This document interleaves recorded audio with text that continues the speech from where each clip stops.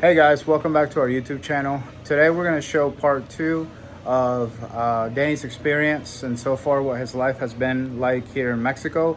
But unfortunately, a lot of you subscribed to his channel that we created for him on the last video, and something happened to it and we no longer have access to it. So Danny's here with me, and he's got some words to say to all of you guys that have went over to his channel and showed some support.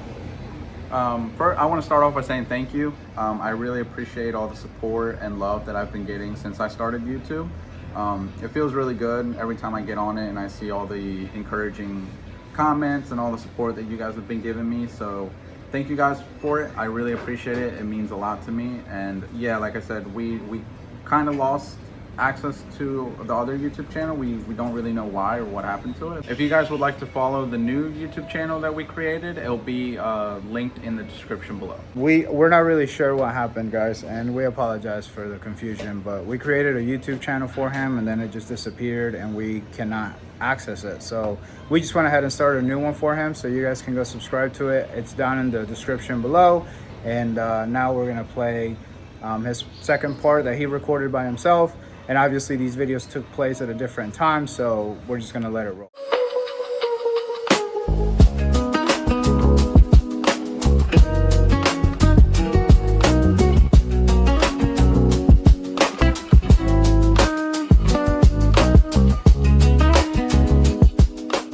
Hello guys, and welcome back to my deportation story.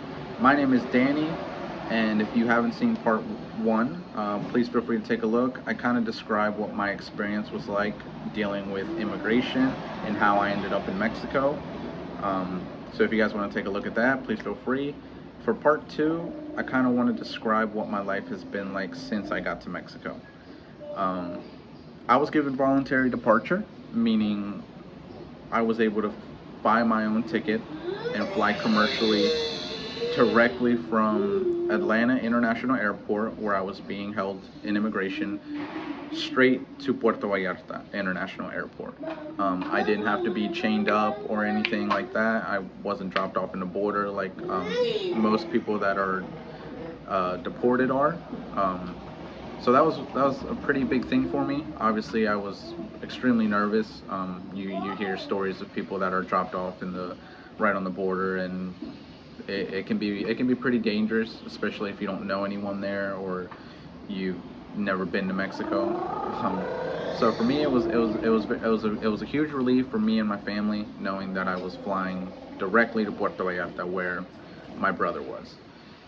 And I remember on the plane is where I was shuttled from the holding cell where immigration had me, kind of right underneath the plane, and I was the first one aboard. They made sure that I had they went in, checked me in and everything, and they walked me in and sat me down in my seat.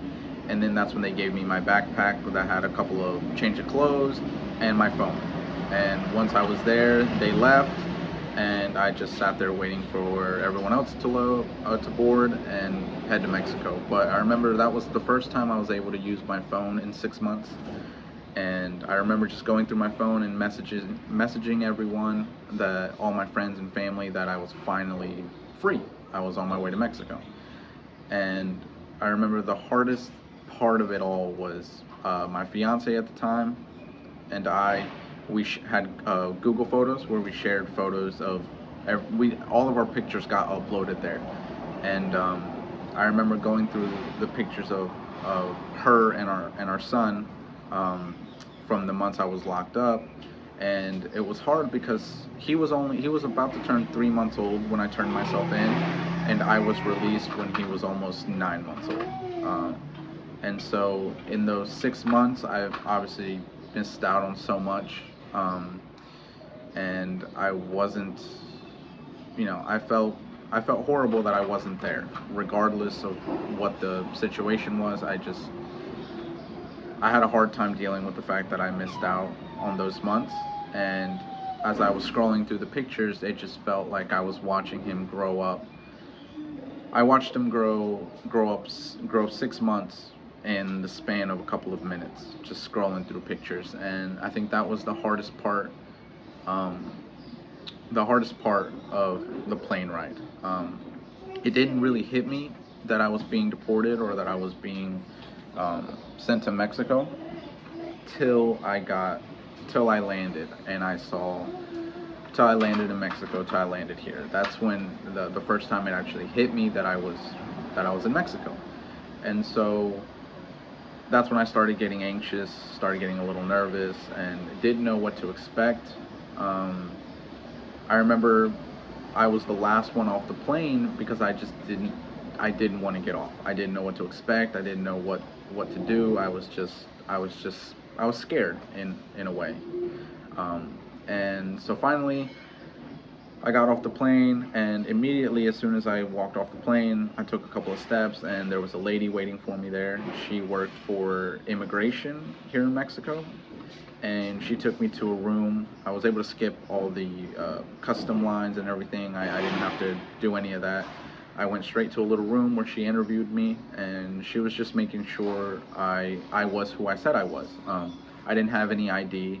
Um, U.S. immigration keeps all your photo IDs, your driver's license, DACA, everything that I had acquired while I was in the States. They kept. They didn't let me take anything, so I had no form. I had no form to. I had no ID to confirm I was who I was. So she was just asking me questions. All I had was my birth certificate, but can't really prove that's who I am. So she made me sign. They made me sign a paper saying that I am who I say I am, and if they find out that I'm not, I can get in trouble. And so after I dealt with immigration, I remember just sitting in the office, and they had to process all the paperwork, and that kind of just built up on the anxiety. And finally, they let me out, and they just said, keep walking straight, you'll end up outside. And there at the there at the exit, my brother was waiting for me with my son, with my nephew and my niece, and that was the first time I had seen anyone in my family in person for 6 months, and it felt great. Obviously, knowing that I was free and knowing that I could go back to just being me, I guess. Um, and so I remember when Natalia and Sebastian first saw me, they didn't really know what to expect because they weren't expecting me. Oh, you heard me say your cousin's name? Yeah. Your cousin and your Yeah. yeah. They were my uncle. Yeah, they're with your uncle right now. He was so there. Yeah. Oh, you want to go there? Yeah, I need to change my diaper first. Okay, we'll change the diaper and we'll go in a minute. Okay, give me 1 second. Okay, thank you. And so that was a good moment. That was the first time I finally felt relief. Was finally seeing my brother and my niece and nephew. And the first thing that hit me um, was it wasn't really the culture shock. Um, I think I've explained this before, but for me, that wasn't the culture part of it. Wasn't really that hard to handle at the beginning because being locked up, you know, at after the 6 months of being locked up, I didn't care where I was. Like I just wanted to be free. I wanted to be able to wake up, eat when I want, sleep when I want, go outside when I want. I didn't have to wait for someone to tell me what I could or couldn't do. So for me, and then while in immigration and then growing up in the United States, you're told a lot of negative things about Mexico. While I was in immigration, all I heard were bad stories about Mexico and how, you're not going to like it, you're going to want to go, stay there a week, and then come right back. Um, and then growing up in the U.S., you just hear nothing but negative things, of course. And so I had built up this image in my head of what Mexico was going to be like. And unfortunately, I hate to say it, but it wasn't a good image that I had. I wasn't thinking that it was going to be a place I was going to like or anything like that. But so once I got here and I realized that it really isn't all that bad. Like I actually enjoy it here and I really like it here. That kind of helped me out because I had built this negative image in my head, and then come to find out that a lot of what I was told just wasn't true.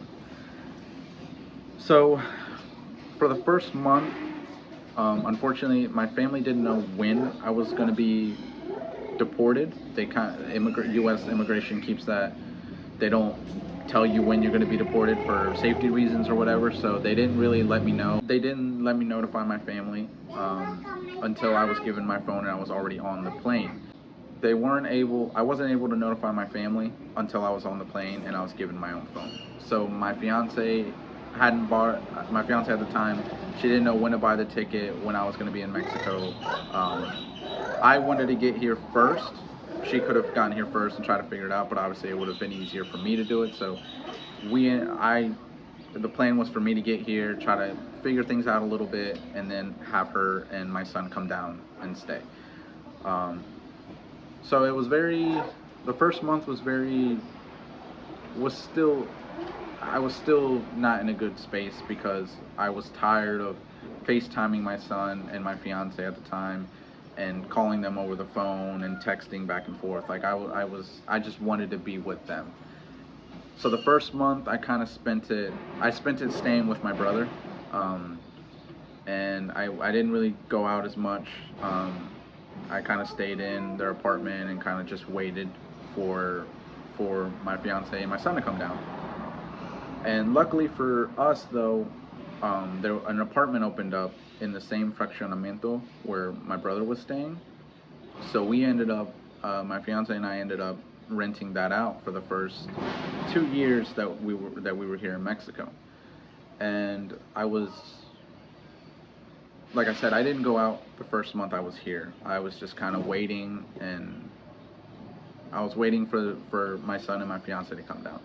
Once they finally got here, it was obviously, as you can imagine, it was such a relief.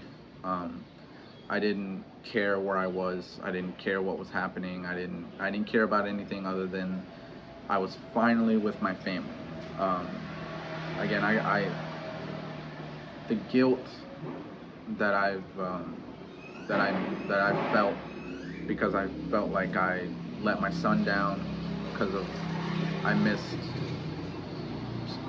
such a precious time in his life was a lot, and finally being reunited with them was it was a great day. So then finally, once they got here, it was easier because all three of us got to know the culture and the lifestyle here together. We learned the bus routes, how things are done, going to stores, carnicerias, the little stores at every corner. So we got to figure it all out together, which was great. And then they were on travel visas. My son and her are obviously American citizens, so they were on visas where they're only allowed 6 months at a time. So their first stay here was only three months, and then she went back for the hot season and the rainy season, and she went back to where we lived, and she worked and got to visit her family, and then she came back down, and she stayed for 9 months out of a year, the first 2 years we were here, and about and then and that's how we kind of handled everything for a while there. We were just doing she was 6 months, she would go back for a couple of weeks, visit, come back, stay for another 3 months, and then go back during the rainy season here and the summer to go work and visit as well. So for me, during that time, the longer I stayed here in Mexico, I think the harder it became to adjust. Again, at the beginning, everything just feels new. Everything's exciting. You start to, see how things work and everything. So it's very, it's something new. So it's something that you kind of look forward to.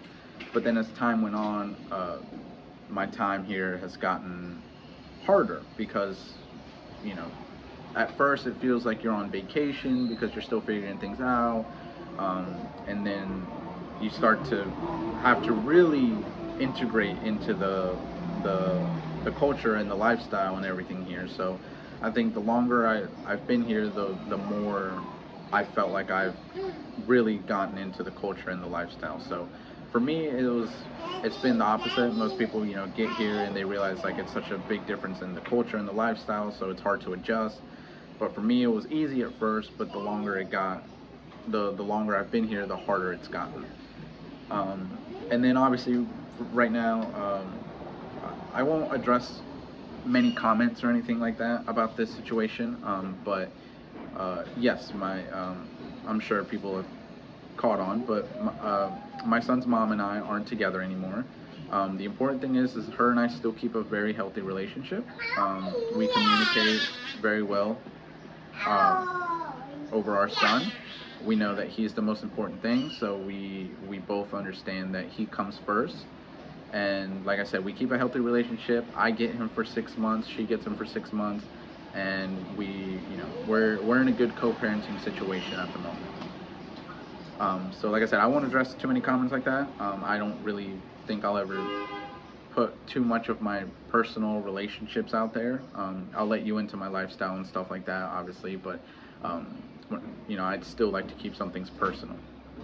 But overall, that does make it hard though. Only having my son 6 months out of a year.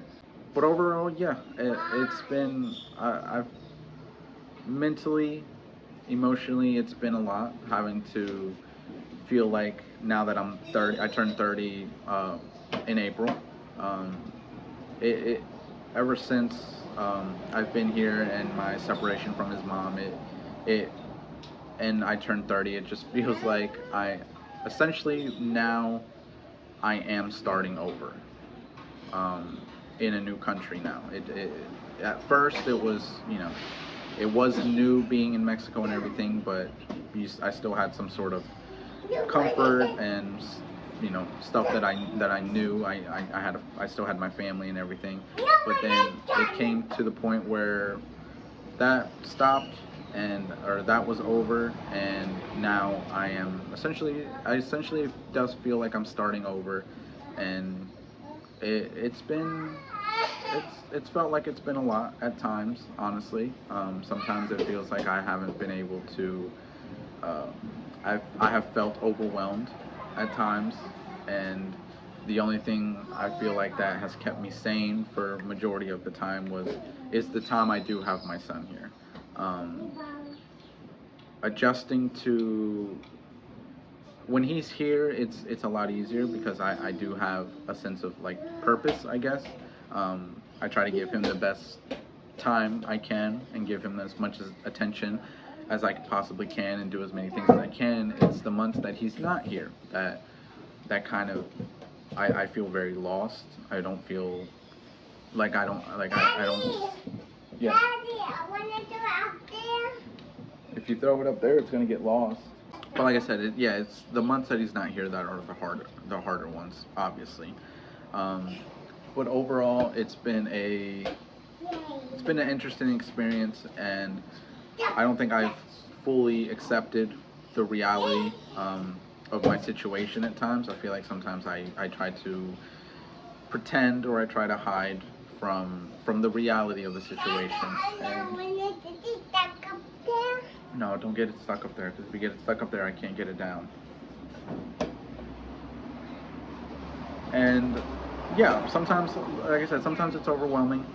As you can tell, again, I was I was so accustomed to a certain way of doing things in the U.S., um, having a certain lifestyle, a certain culture that I knew, and then having to adjust to the culture and the lifestyle here in Mexico was a challenge in itself. And then now, obviously, being a co-parent and having my son only 6 months out of the year has been a lot to process in the last 2.5 years, 3 years.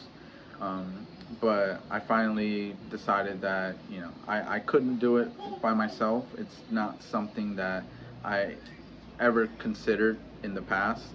I did start to seek therapy to help me kind of process everything. I don't think that I was processing it all in a healthy way, and I just felt like yeah, I just again I felt, I think the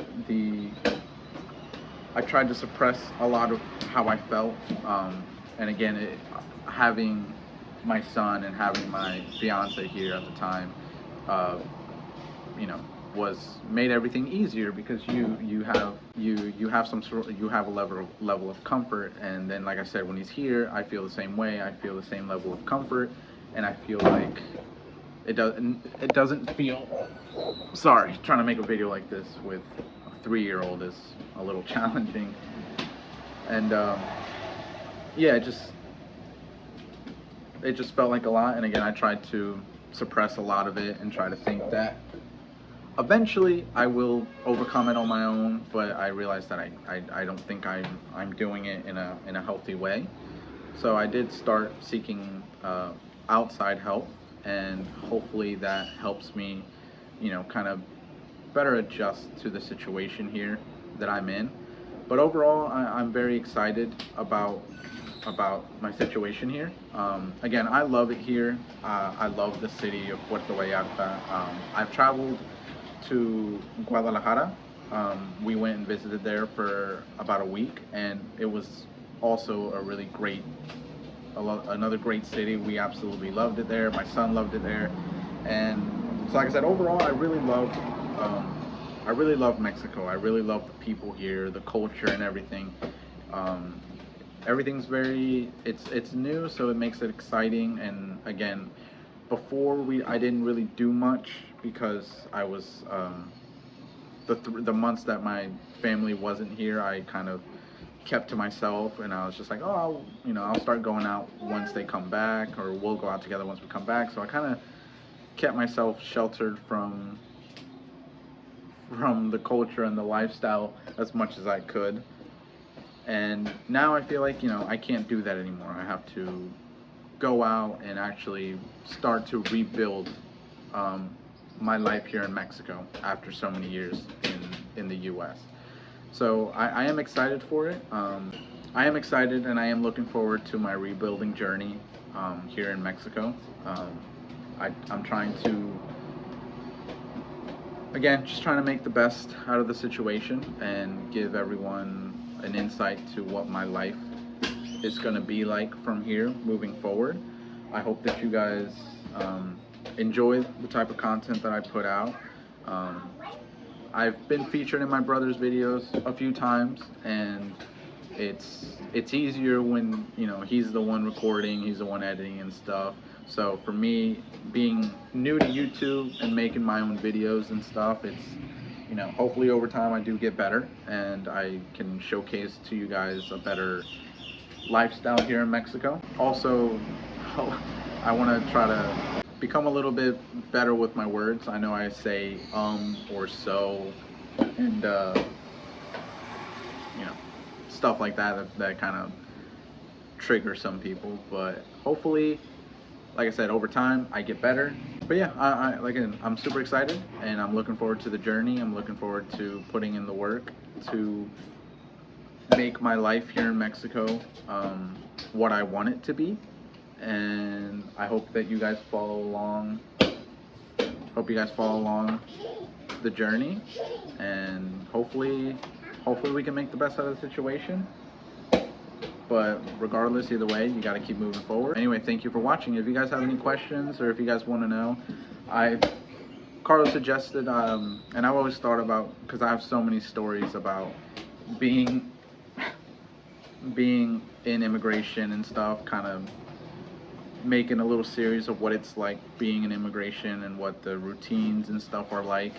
So if you guys have any suggestions, if you guys have any questions, please feel free to let me know. I'm happy to answer any questions that you guys want, or any suggestions that you guys want. Any suggestions on type of videos or things that you guys want to see. But again, thank you for watching. I really appreciate it, guys. The support since I started my YouTube channel just 2 days ago has been extremely helpful to me mentally. Seeing all the positive words and everything that people have said has been has been very helpful. So again, thank you guys for all the support. I really appreciate it, and I look forward to showcasing what my life is like here in Mexico and what my rebuild journey is like. So thank you guys very much. I appreciate it, and I will see you guys on the next video.